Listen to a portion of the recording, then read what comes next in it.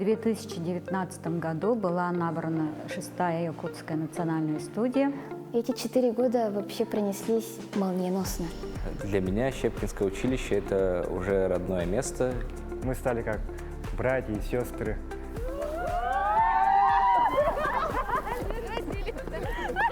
Приехала якутская студия, привезла нам спектакль «Гроза». Это наш первый дипломный спектакль. Катерина, она сама по себе замужняя женщина.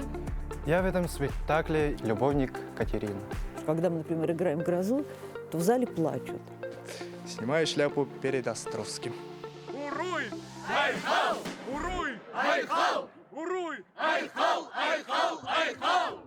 Литературе он подарил целую библиотеку пьес, а театру – свой особый мир.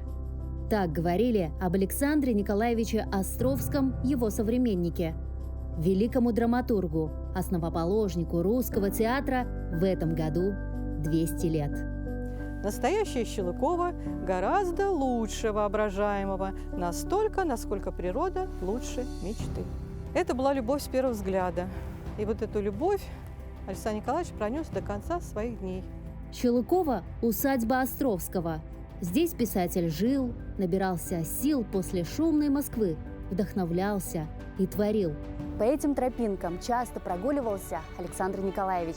Драматург любил природу. В Щелыково у него было даже особенное место, откуда открывались эти потрясающие виды. Леса, озера, поля. Отсюда все как на ладони. Писал юбиляр много, обошел даже Уильяма Шекспира. У Островского целых 48 оригинальных пьес, не считая переводов. Над большинством произведений он работал в усадьбе. Щелыкова давала Островскому и реальный материал для произведений. Например, услышанная мимоходом история могла подсказать сюжет, а сосед-помещик вполне мог стать героем пьесы. Вот дорога, по которой вы сюда ехали, это то место, где встретились как раз Счастливцев с Несчастливцевым. Там, или название усадьбы Пеньки, да, здесь неподалеку была усадьба с таким названием. То есть все это так или иначе нашло отражение. Да, название, как топонимика мест, она в пьесах Островского присутствует. Пьесы Островского словно душа народа. Проблемы денег, власти, любви и чести отзываются по сей день. В юбилейный год драматурга в усадьбу Щелыкова приехала якутская студия Щепкинского театрального училища со спектаклем «Гроза». Если сказать честно, то мы впервые в гастроли, с «Грозой». Поэтому мы бережем наши костюмы. Это платки Катерины. Вот, например, вот этот костюм от Малого театра. Наш худрук одолжила. А это мой костюм. Это костюм Фикуши. Это подготовка к спектаклю, монтировка. Поскольку эта сцена не предназначена для театральных постановок, здесь есть большое количество сложностей, то нам приходится изобретать велосипед в процессе. Вот мы там что-то приготовили, что-то не успели приготовить, поэтому да, встречаемся с проблемами, но как-то выходим из положения. Мальчики монтируют декорации, а девочки выпрямляют ткань. Ну, у нас есть театральный такой лайфхак. Пульверизатор с водой и пшикаешь, тогда висящее полотно будет выпрямляться. Ну и сила притяжения. Конечно, зритель все увидит. Вот сначала же у нас будет песня, входим в атмосферу события, и все эти цвета, все эти декорации помогают зрителю, войти в образ, в другой мир, как будто в пьесу.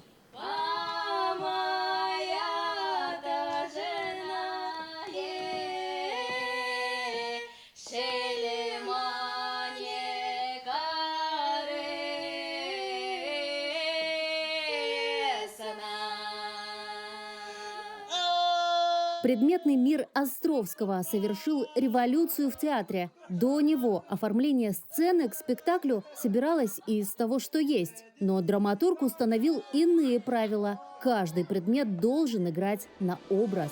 Какая красота в природе разлита! Гроза – главный символ спектакля, но кто бы мог подумать, что здесь за сам звук той самой грозы отвечает вот такой кусок пластиковой пленки. Звучит правдоподобно. Так бежим домой, скорее, Иван. Куда? Домой, как ты домой без брата? На сцене купеческий город, река Волга, несчастная от любви Катерина. Сюжет «Грозы» знаком каждому. Супруг Катерины Тихон, его мать госпожа Кабанова и Варвара, его сестра. Мы хоть и знаем героев пьесы со школьной скамьи, однако щепкинцы предлагают заглянуть внутрь персонажей по-новому. Жена тебя, что ли, отводит от меня? Уж и не знаю. Да что вы, маменька! Для меня, маменька, все одно, что ты, что родная мать. Катерина, она сама по себе замужняя женщина, живет с мужем и с матерью мужа. Она влюбляется в другого человека, и, получается, она гуляет с ним, это раскрывается. Она очень много переживает в себе внутри и пытается не показывать это. Она верующая, она как ангел, прозрачная. Она и не плохой персонаж, и не хороший персонаж. Что-то двоякое такое. Вот видишь ты, вот всегда мне из-за тебя от маменьки достается. Вот жизнь-то моя какая. Так в чем же я-то виновата? Да кто ж виноват, я не знаю. Где тебе знать? Да все говорила. Женись да женись. Я бы хоть поглядела на тебя, на женатого-то. А, женился. Тихон вот такой персонаж, да, что он очень избалованный, все время с матерью, слушает ее указы, все время исполняет то, что она говорит. Так на жену она так, ну, есть она и есть, ведь надо иметь жену. В то время, наверное, надо было, чтобы престиж был. Все-таки мы из богатой вот дворянины, и именно в родине Островского. Здесь для меня было очень волнительно, и я хотел, ну, выйти на 100%. Купеческий город и его жители – образец традиций того времени со всеми его устоями и пороками. Такая мечта мне лезет в голову. Ах, как бы моя воля, каталась бы я теперь по Волге на лодке с песнями, либо на тройке хорошей, обнявшись. Только не с мужем. Ты почем знаешь?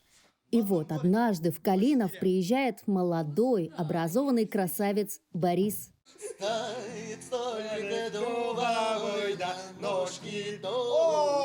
Борис Григорьевич! Здравствуйте. Здравствуй. Здорово, Кудряш. Здравствуй, здравствуй, Борис Григорьевич. Что за дела с ним, а? Охота вам жить, да брань переносить. Да уж какая охота, коллегин. Неволя. В пьесах Островского совершенная драматургия, четкий сюжет, понятные персонажи, но всегда сложные взаимоотношения. Поэтому его произведения охотно ставят на сцене. Режиссеры всегда находят в «Грозе» что-то новое. Нашли и в этот раз. Якут? Якут, да? Дәрт. Демир жан, демир корат. Ана вам корат балык туақ дебетін білағанды. Корат балыға, үнсүйгілер бітір. Хаммас білен хиде төләбі әттендір. Корат балығын беға боллаға де. Бұл, ән бейікке, үрдікі халақ үшін. Туғадың соқ сол туғдан кәпсе тұрдақ бұдай. Әне дәрі мен қасыл ұстыта. Үтімен көйләләлі ағырар. Мен оларға беріме қапыркені хиде төләбі дақ. Біле? Мен оларға беріме қапыркені хиде төләбі дақ. Біле? Барығын түбенінен болан тақсы. Ол мен қадағын, әйе қадағын үшіге болбадақ тұр. Якутский монолог это отдельная фишка. Изначально хотели на русском, потом сделали на якутском. А там смысл в том, что дядюшка вот дикой был, нечестный человек, очень нечестный, хитрый. Вот за работу простых он зарабатывает себе деньги. Я смотрел спектакли, которые играли до этого, и вот я уже играю такого дурачка, такой веселый, весельчак. А на самом деле он такой внутри очень глубокий человек. Твоя теперь воля надо мной. Разве ты не видишь? Борис для Катерины луч света в темном царстве. Между девушкой и юношей вспыхивает страсть, однако их отношениям нет счастливого конца. Не могу я больше терпеть. Матушка, Тихон, грешная перед Богом и перед вами. помнишь, я клялась тебе, что не взгляну ни на кого без тебя, помнишь? Помнишь? А знаешь, что я делала? Знаешь, что я без тебя беспутное делала? В первую же ночь я ушла из дома. И все-то 10 ночей я гуляла. Гуляла я. Врет она! Она сама не знает, что говорит! Молчи ты! Ну, с кем же? С Борисом Григорьевичем. Борис уезжает из Калинова. Возьми меня с собой.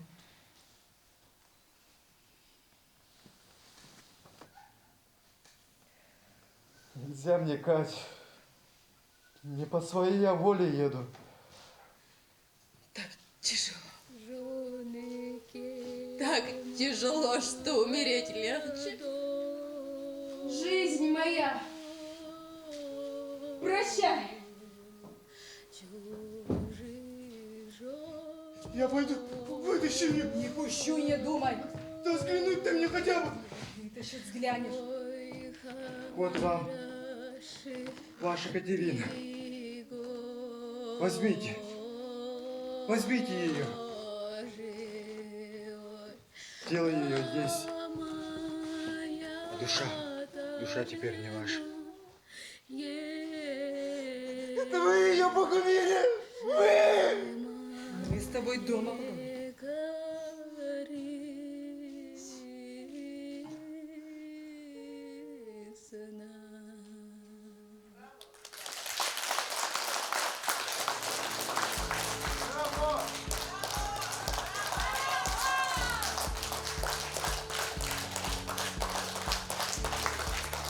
Как там Катерина была одета, очень похоже. Дальше Кабанов, прям схожий с текстом. Кабанова сама тоже, все точь-в-точь. Мне очень понравилось. Я уже сказал, я им кричал: браво, молодцы, очень здорово. И поставлено хорошо, и сыграно прекрасно, чудесно. Ну, считается, что Островский писал, работал здесь над этим произведением. Естественно, оно связано с Волгой, а мы тут совсем недалеко от нее, поэтому, конечно же, я думаю, что это было точное попадание в юбилей. Зритель сегодня очень хороший, это почувствовалось, энергетика шла, и они реагировали, смеялись. В конце мы слышали, зрители здесь плачут. А проблематика моего героя заключается в том, что он, можно сказать, нерешительный. Да, это проявляется в конце спектакля. Он же мог забрать с собой Катерину. Катерина говорит: забери меня с собой, говорит, но он отказывается. Он говорит, что дядя меня посылает, мне надо одному поехать. Типа так. Самое сложное – это перед прощанием с Борисом. Монолог. Она ищет его, не находит, хочет что проститься с ним. И для меня это было очень сложно и сложно до сих пор, потому что я переживаю все это внутренние, какие-то жизненные моменты свои. И слезы, они не всегда выходят. А если очень постараться и вникнуть в свою роль.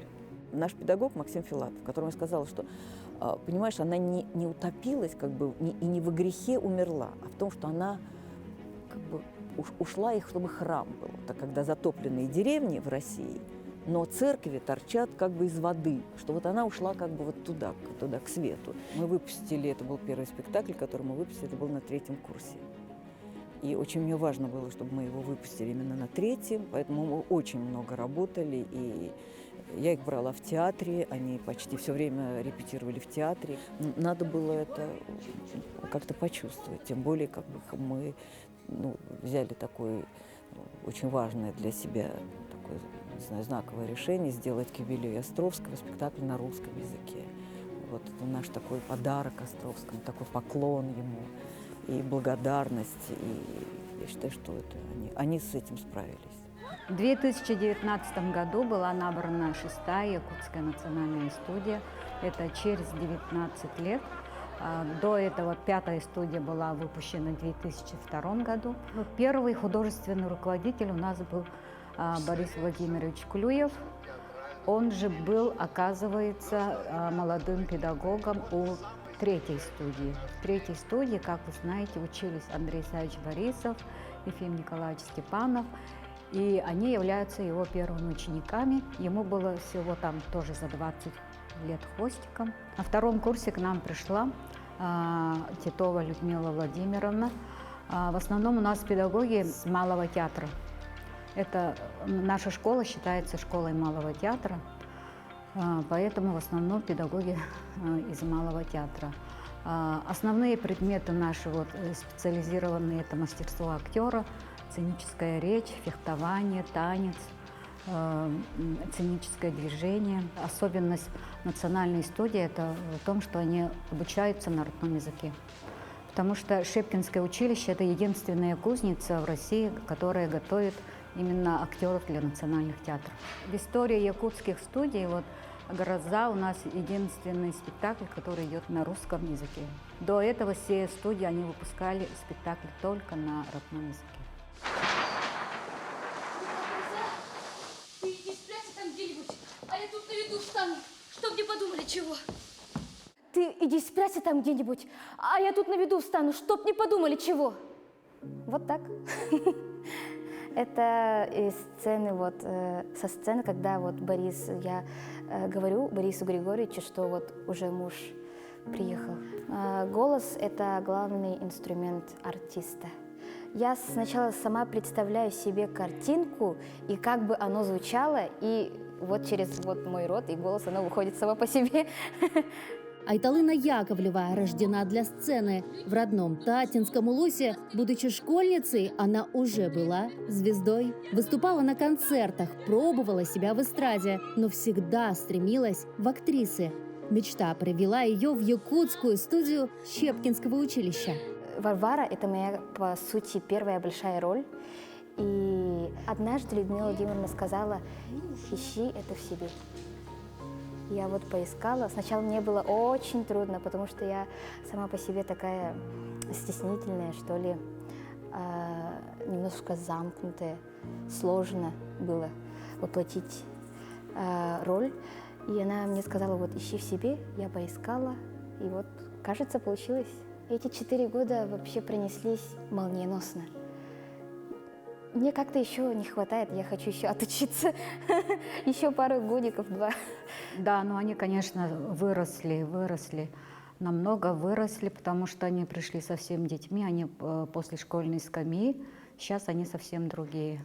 Ребята проходили 2 комиссии. Сначала была республиканская комиссия, в комиссию входили все художественные руководители всех наших сахаязычных театров республики. Потом приехала 2-я комиссия, это уже из Москвы. В комиссию входили люди, которые потом стали нашими мастерами. Конкурс был, где-то 100 человек было. И прошли 20 человек. Студенты-щепкинцы, театральное будущее Якутии. На сцене они перевоплощаются в разных героев, мгновенно меняют лица, словно маски.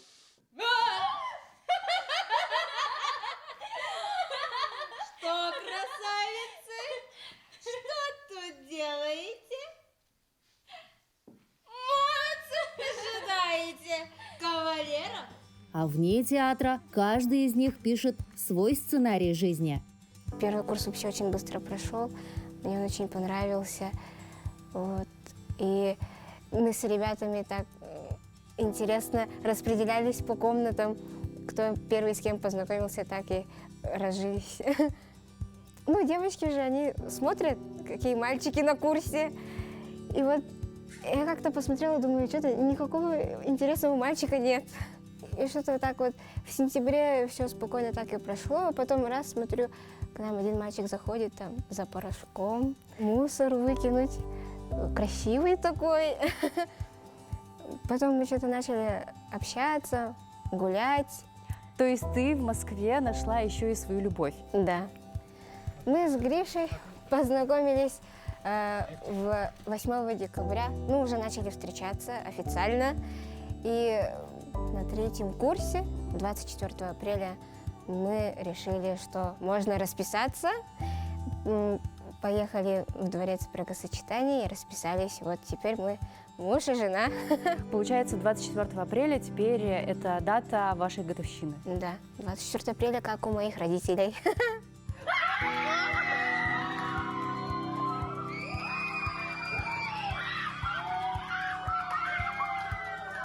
Долго думал, где-то месяцев 6. Заранее купил колечко и ждал подходящего момента. Только я не знал, когда подарить. Ну, потом, во время мастерства, как-то что-то случилось, и я сделал предложение. Настя милая, красивая, но она улыбчивая. Мне нравятся ее щечки.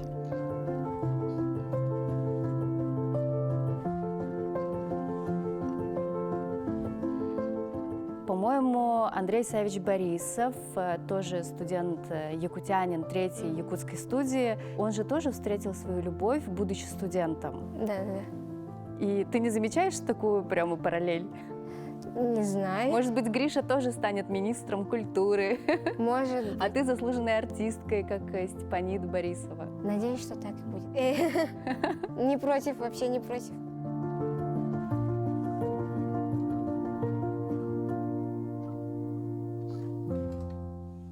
Вместе студенты отмечают праздники, вместе проходят через трудности. За 4 года 6-я якутская студия стала единым целым. В 2019 году они открыли для себя Щепкинское училище. Уже этим летом они распахнут и следующую дверь – профессиональную сцену. В Якутии они будут работать актерами, как и мечтали с детства.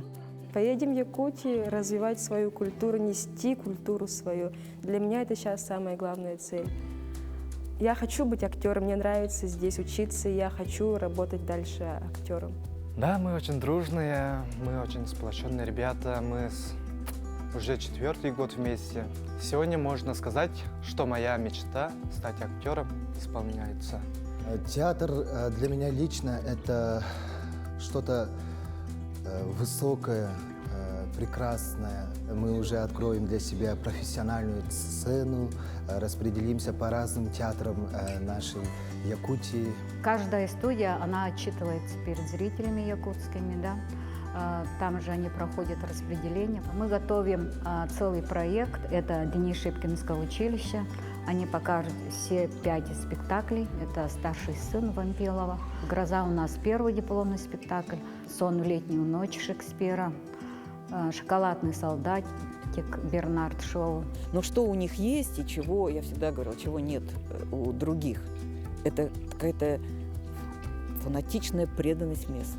Обычно, когда заканчивает любая студия, все хотят остаться в Москве.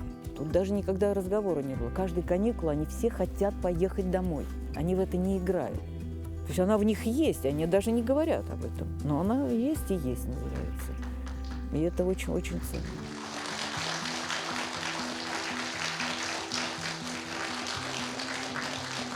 Айсена Бурнашова, Виктор Олисов, Чулыкова, Костромская область.